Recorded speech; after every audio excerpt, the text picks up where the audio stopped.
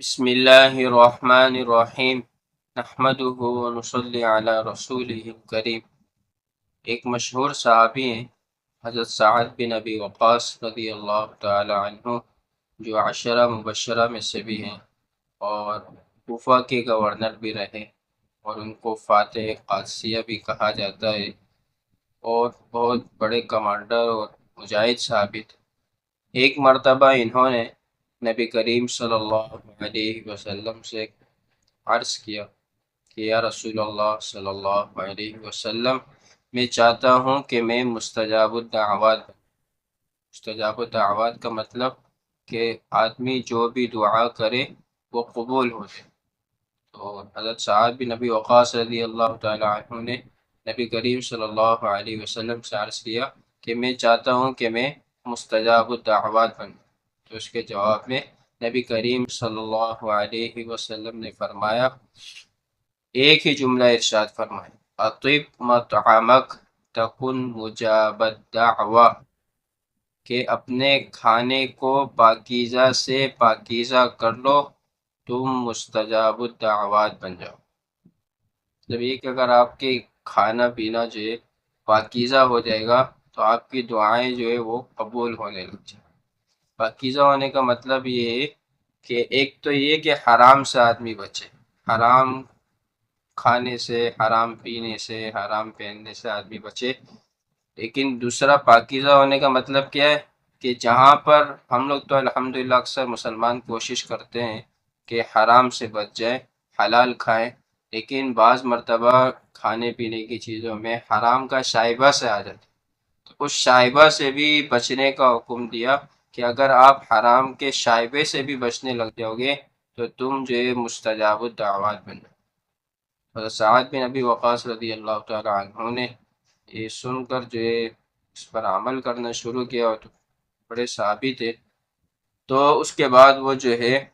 مستجاب الدعوات بن، یعنی وہ جو دعائیں اللہ رب العزت سے کرتے تھے وہ فوراً قبول ہو جاتے، یا اس کے قبول ہونے کے آثار جو ہے وہ نظر آنے لگ جاتے۔ تو ایک مرتبہ ایسا ہوا کہ چونکہ حضرت سعد بن ابی وقاص رضی اللہ تعالی عنہ کوفہ کے گورنر تھے، اور ایک مشہور صحابی حضرت عبداللہ بن مسعود رضی اللہ تعالی عنہ وہ جو ہے کوفہ کے خزانچی تھے۔ ان میں اور حضرت سعد بن ابی وقاص رضی اللہ تعالی عنہ نے کسی بات کے اندر جو ہے انبن ہو، جیسے بھائیوں میں اختلاف رائے ہو جاتا ہے، تو ان دو صحابیوں کے درمیان کسی بات پر اختلاف رائے ہو، تو حضرت سعد بن ابی وقاص رضی اللہ تعالی عنہ نے کہا کہ تم میری بات نہیں مانتے، میری بات مان لو ورنہ میں اللہ تعالیٰ سے دعا کروں۔ تو ابن مسعود رضی اللہ تعالیٰ عنہ گھبرا کہا نہیں نہیں، دعا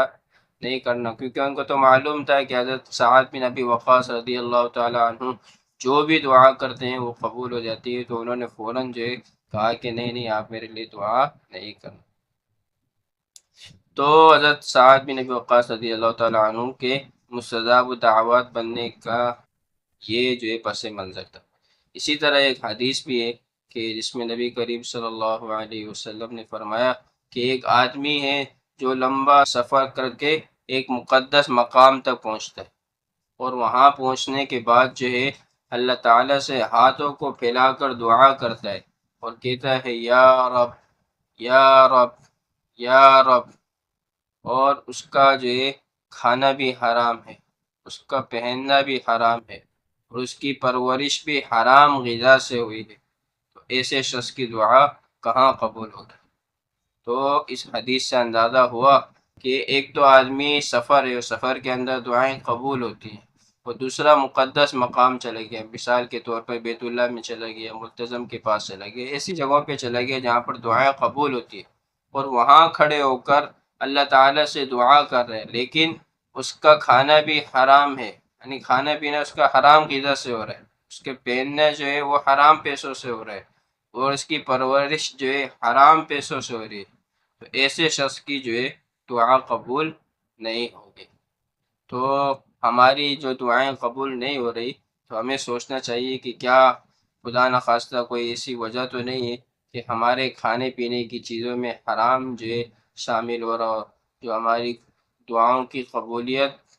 میں جو ہے وہ آڑے آ رہا ہو۔ تو ہم سب کو چاہیے کہ ہم کوشش کریں کہ خود بھی حرام سے بچیں، دوسروں کو بھی حرام سے بچنے کی دعوت اور تلقین کریں۔ ویڈیو اچھی لگی ہے تو ویڈیو کو لائک کریں اور چینل کو لازمی سبسکرائب کریں تاکہ ہر نئی آنے والی ویڈیو آپ کو بر وقت مل سکے۔ جزاک اللہ خیرہ، ملتے ہیں اگلی ویڈیو میں انشاءاللہ۔ السلام علیکم ورحمۃ اللہ وبرکاتہ۔